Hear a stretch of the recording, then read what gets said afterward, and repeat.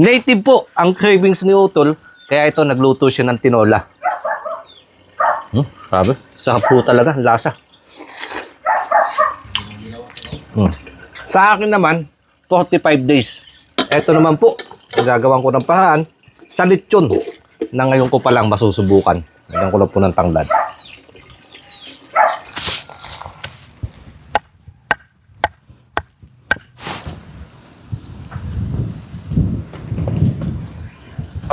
Napapanood ko lang po ito noon mga kanayon, yung lechon nga sa lata.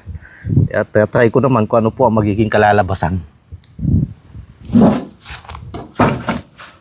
Dito ko na po niluto sa bukid mga kanayon dahil dito madaming access ng dayami.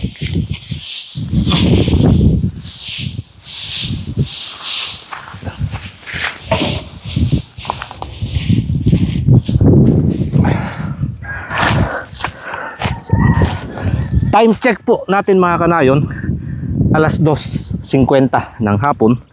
So ganyan na lang po, hindi na ako magdadagdag ng dayami hanggang sa main in, mga 1 oras. Time check po mga kanayon, 3:43. So mag-1 oras na din po siya. Kinakabahan ako kung ano kaya kinalabasan nitong aking lechon.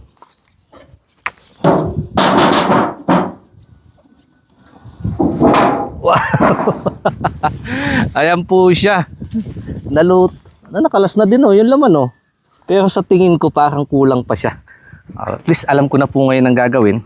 Dadagdag pa ako. Mga 30 minutes pa ulit.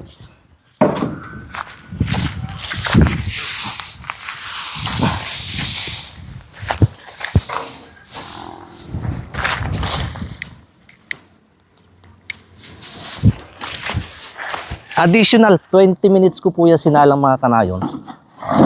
Baka ito na po yan.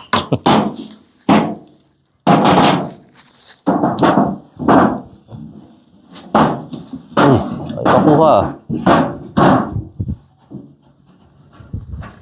Ayun. Dali. Nakuha na ang timpla. Tingnan nyo po. Hindi siya sunog. Pero juicy Ganda po. Iuwi ko naman po doon sa bahay para ipatikim ko doon sa mga kasamahan kung ano naman ang masasabi nila sa lasa. Uy, nagtutulo po yung kanyang katas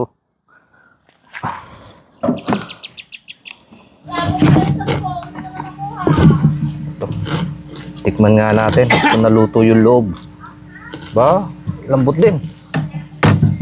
Tsaka ang bango po yung kanya amoy. Ay, unang titikim yung dog. Masarap kahit walang sausawan. Ang lasa. Duda ako sa loob nito kanina. Baka hindi naluto. Pero tignan nyo po hanggang loob, wala siyang dugo. Lutong. Sarap. Game na. Tatadtadin na yan para may pantapat po dito. Nagtutulo yung kanyang katas. Patitikim natin kay tatay kung ano naman ang masasabi niya. Ito ang lechon sa lata.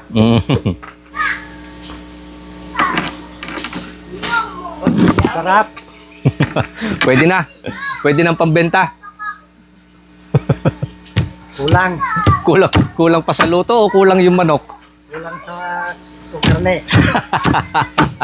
Kulang daw po yung karne kasi nga sample lang. Isa lang yung ginawa ko. Ayan, tinatadtad na po.